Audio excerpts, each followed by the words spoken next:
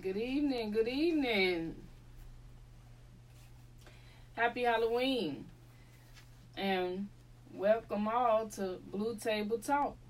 My name is Tawana Collins Booth, and I have my favorite sidekick here with me today, Mr. Arnell Brady, speech language pathologist. And today we're going to be talking about autism and Halloween.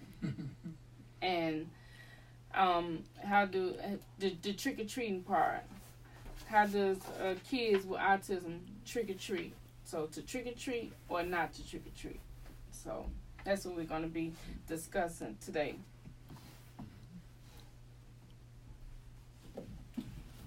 So we finally had a blue table talk that fell on a holiday. We felt right.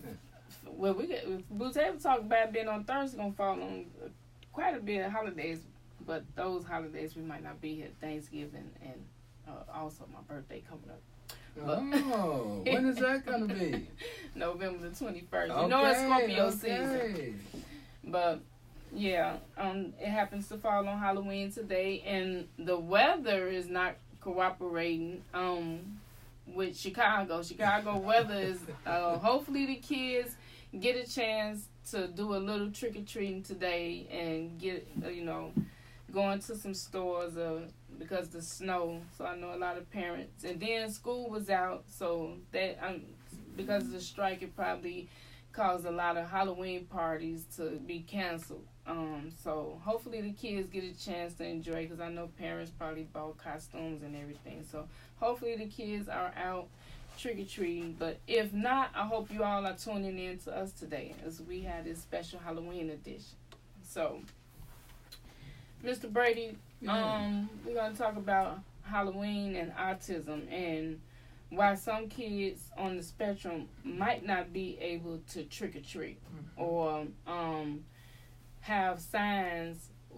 Well, they started with the blue buckets. I thought that was a good sign, but I see a lot of parents in Canada, and I saw a little discussion about some parents didn't like the blue buckets because they were saying they didn't want it to be a separation thing. But I thought the blue bucket was a good idea, because when you see a blue bucket, you automatically know that that's a child that has autism. So, but some parents were saying, no, we don't want our kids to be singled out. We want them to have orange. But I thought that would be easier. So hopefully if everyone see a child. And the blue buckets was hard to find. I went around looking for blue buckets, and I guess because this was a newer thing, they didn't catch on because it wasn't a lot of blue buckets. A couple of places did have the blue buckets, but I wasn't able to get one. So I hope if everyone see the blue buckets out today, that they'll be patient and kind with the kids out there on autism. Well, parents with children on the spectrum should always try to understand that there are some things that they can control and some things that they cannot control. And, when you have a holiday like Halloween that is filled with make-believe, filled with a lot of sensory extreme, you have to be very careful because how people perceive things varies. You could look at that pumpkin, and some kids on the spectrum see a face and can become frightened of the fact that it's a face, and they don't know what that face is going to do. Especially a pumpkin. Some of the pumpkins be angry or scary. So if it's a smile, they might but the scary ones, I don't even really like to see the scary ones myself. Right. And when I think about this sensory thing, because that's Halloween really pushes that to the limit, because people put on faces and costumes and masks and makeup, and they make funny noises, unusual noises that you don't hear every day. And when you have a person on the spectrum, this can become very confusing, Mm-hmm. and in a sense very frightening, because some people on the spectrum have difficulty integrating their senses. And let me give you an example of that. A lot of people talk about eye contact, giving eye contact. They said, one of the characteristics of people on the spectrum is they don't give good eye contact. Mm-hmm. That's true. Well, let's look at some of the reasons why. And I'll tell you a specific case in which a young man was able to explain why he didn't give good eye contact. He said because he had difficulty looking and listening at the same time. And if he was listening to you, he couldn't look at you, because if he was looking at you and listening to you, he would become overwhelmed. Wow. And so this was tested out, and it was tested out with shapes.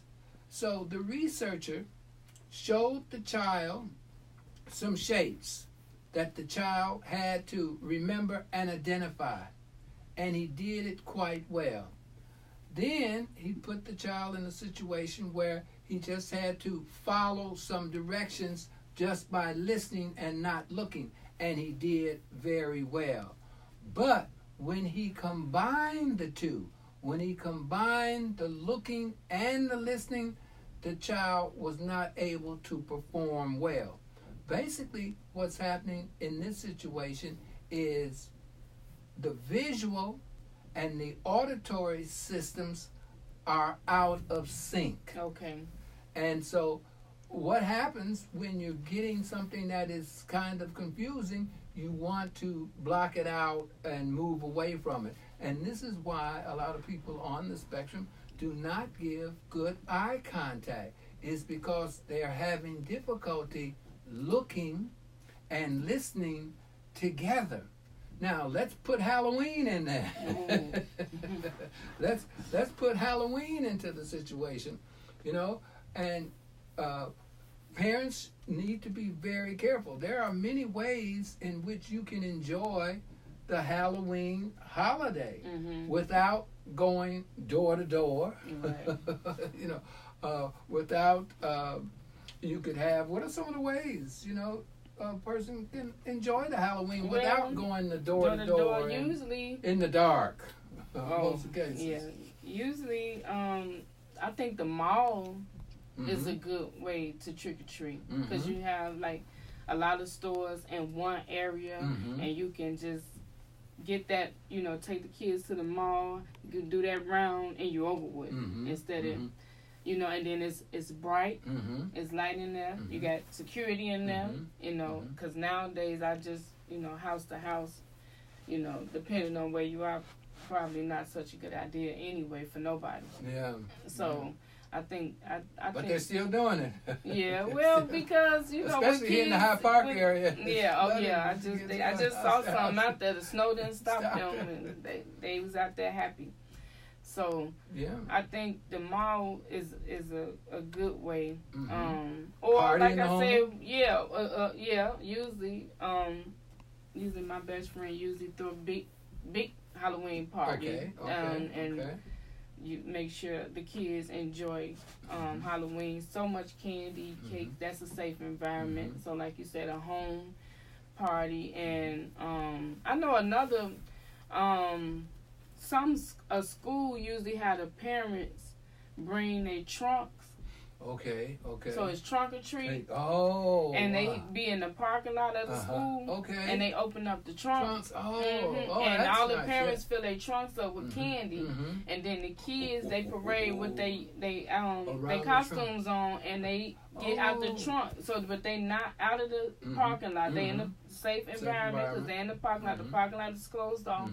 So they in the parking lot area, and it's with all the parents from the school who know each other. So I think that was a good idea. And then they usually do it probably like right after school, so it's not going into nighttime. Right. So you going into probably like 3:30, 4. They probably do it probably to like 6 till it's get ready to get dark, and then that's over with. So I think that's a safe way. And I think that's a great example of what I said earlier, in that parents need to try to control the things that they can, and things that they cannot control, they might need to avoid. And out in the public, going house to house, it presents a lot of situations where you don't have control. But as that example is very good, where parents have good control of the situation. I know with children on the spectrum, I have a number of families who, because of religious reasons, do not participate in Halloween. And there are some families where the child is hypersensitive to a lot of things, and they don't participate. Yeah, they avoid they might not that. be able to wear the costume because the material of the costume, like that's because of the sensory issues. So that is a lot of that's one of the issues, because and then that's another reason, because if you go to a house and you see a child, they might not have on a costume, and then and you just looking at the child like, oh, you don't even have on a costume, but because the child has sensory issues and the material or something probably affect their skin, they can't wear it, so they don't have on a costume. But a lot of people don't know that, so that's a big one, that they can't wear a costume. And then if they're nonverbal, they can't actually say trick or treat. Trick or treat. So you don't have on a costume, and you can't. Not saying trick or treat. Right, and you can't say trick or treat. So that's another reason why I think the blue buckets was a good idea, because that lets you know right then and there that that's a child that has autism, and then the blue bucket. So if you with the autism awareness and information that we're bringing, then you know that child has autism, and you could be patient with that child and know, okay, well, this child may not be able to say trick or treat. So, and then the sensory issues that we're talking about, can't wear a costume. So you just give the kid the candy and you say, thank you for coming, you know. Yeah. So that's why I think the blue buckets, because if kids just come and you don't know, you looking at, aren't you going to say trick or treat? You probably say something like that to the child, and the child just looking like, just put the candy in the bag. And then the parent have to explain.